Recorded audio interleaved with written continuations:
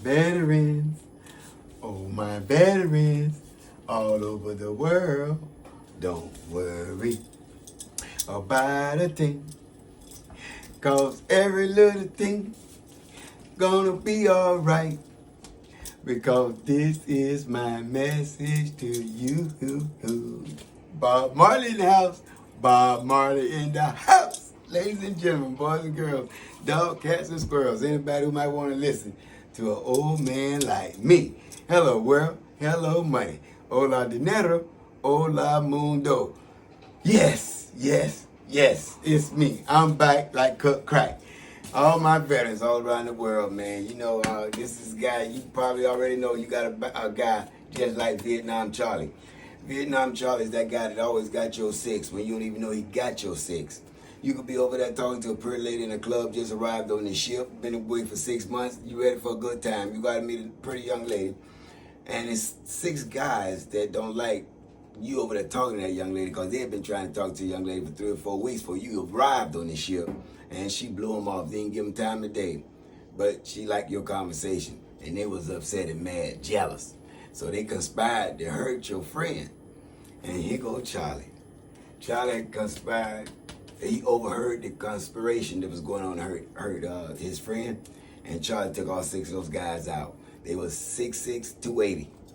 All six of them, at the snap of a finger. And the guy over there, G.I. Joe, he don't even know Charlie took him out. That's just up for Charlie. You see, he been cut from throat to throat, scars everywhere. This is your guy, man. And then give him a little Jack Daniels, man, he'll be out there warring with you all day long. All right? So that's my boy, Vietnam Charlie. I go everywhere with Vietnam Charlie. That's my partner in crime. All right, ladies and gentlemen, boys and girls, all my soldiers all over the world, I'm thinking about you at this present moment. You know, with this channel, we uplift all our veterans every single day. I mean, God gave me this call, and he told me to put it on my heart and go out here and talk to my veterans and get my veterans and uplift them. And so that's what I'm going to do, man. This is my calling, guys. And it's just for the people who was veterans that know what I'm going through and what I've been through as a veteran. So I know what you guys are going through as well. So I just want you guys to know that we're always over here thinking about you guys. I know you guys are rappelling out of helicopters, jumping out of airplanes, dodging grenades, running from bullets, running for your life. But man, we over here thinking about you, man, because we know that we get to sit over here with our families every single day, eat meals around the table. Every day we get off work, we come with our families around the table and we eat dinner. And you over there fighting in a hole, man, in the middle of the darkness, 2, 3 in the morning. We sleep peacefully over here. Why? Because you over there fighting for us 2, 3 in the morning while we sleep peacefully over here in the United States. And we don't take you for granted, man. Thank you. I mean, seriously, thank you. I mean that from the bottom of my heart. And I'm not only speaking for me. I'm speaking on the behalf of all the veterans here, all my Colorado fans and all my Colorado veterans as well. Okay, we really, truly believe in you guys. We know that you're going to come home safe because we got angels over there too, man, following you guys and watching everything that you do. All right, and all my veterans that's sitting in cars homeless with no gas, no heat, no electricity. All my veterans that's sitting in veteran shelters. Man, I just hope my angels over there taking care of you as well too, man. Because I know in these shelters, man, you think nobody caring about you. Family that probably ran away from you. But that's not the case, man. An angel will never run from you, man. An angel gonna be there to feed you, man. They're gonna put clothes on your back. You know, that's what I tell all my veterans, man. They didn't bring you this far. Okay? They didn't bring you this far for no reason. They brought you here for a reason, man, to get this far. So my angel's gonna take care of you, man. But you just gotta stay prayed up, man. They're gonna get better for you. And all my doggone veterans, man, and all those doggone veteran hospitals and city hospitals, man, I know my nurses and my doctors, those are the angels. That's your last line of defense. Those people, they're gonna take good care of you, man. They're going to take good care of you. Guys, I go around the VA all around the country. And I tell you, man, I don't get treated but nothing but good. They treat me so well every VA I've been to, man. I have no complaints about no VA. Because when I'm sick or whatever problem that might occur with me or my body, man, they're right there. The VA take good care of you, man. They put you through all kind of machines, scans, everything, man, from top to the bottom. They're going to make sure they take good care of you, man. That's why I continue to understand why people talk so bad about my VA nurses and my VA doctors. These are great people, man. They get up in the morning, leave their family to come take care of your family. And you know, they there all day long, man. We got veterans come in and out, in and out, in and out all day long. And you know, you only got about maybe 3 or 4 primary nurses and 3 or 4 primary doctors. And they take care of all these veterans, man. Nobody ever take that into effect. But I do. And I told you guys, I sit in these VA hospitals, man, and I observe everybody, man.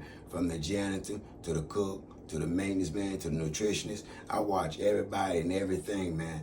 And I be so impressed everywhere I go. I be impressed in these VAs, man. They are very proficient. They do great, great work. They do great work, man. Thank you, nurses. Thank you, doctors. Thank you, janitors. Thank you, maintenance men. Thank you, nutritionists. Thank you, caretakers. Thank you, caregivers. Thank everybody, man. Thank them all, because, man, this world cannot function without either one of you. Because if we didn't have that guy to empty those garbage cans, how would they get emptied? Somebody got to empty them.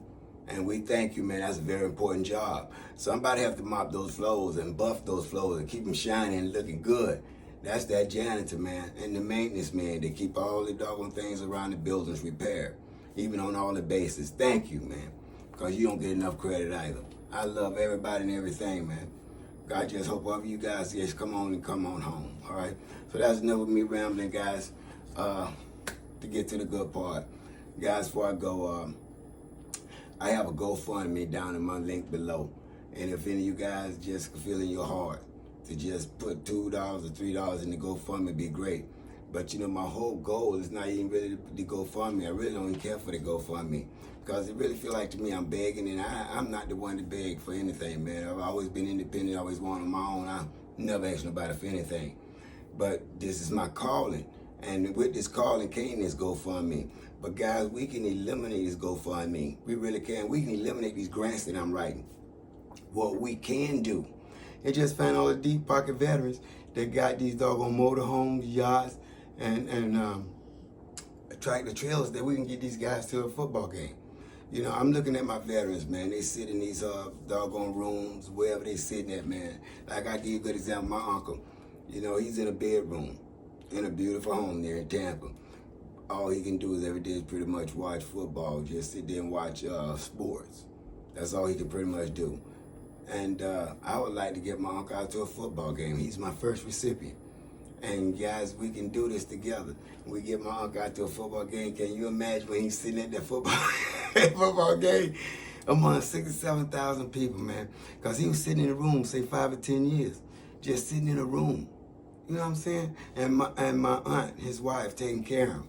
I mean, vividly, all day long, she take good care of him, man. She makes sure he's fed, bathe him, she do everything, man. My aunt is phenomenal, man.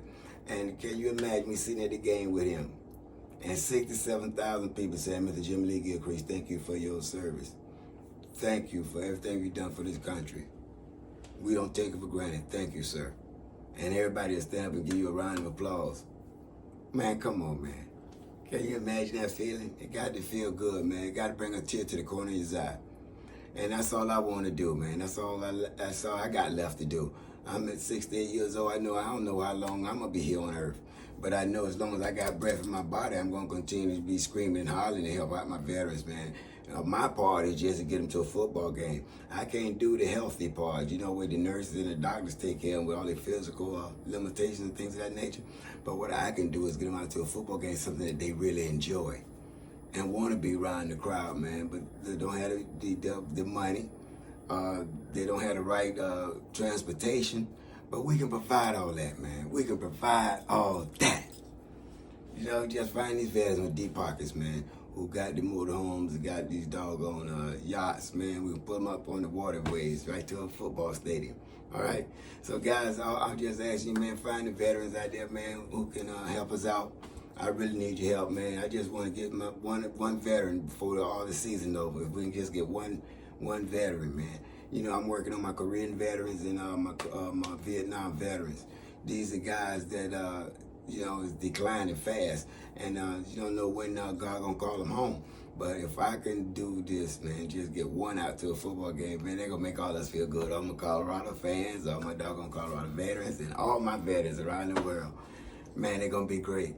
But I'm gonna keep on crying, and I'm gonna keep on shouting, and I'm gonna keep on begging. I hate to beg, But if that's what it takes and that's the requirement to get my veteran to a football game, hey man, I have no problem with that. I really don't. Like I said, because this is my platform, and I can just get on here every day and just scream and shout at all my veterans. So that's enough of me rambling, guys. I love each and every one of you, man.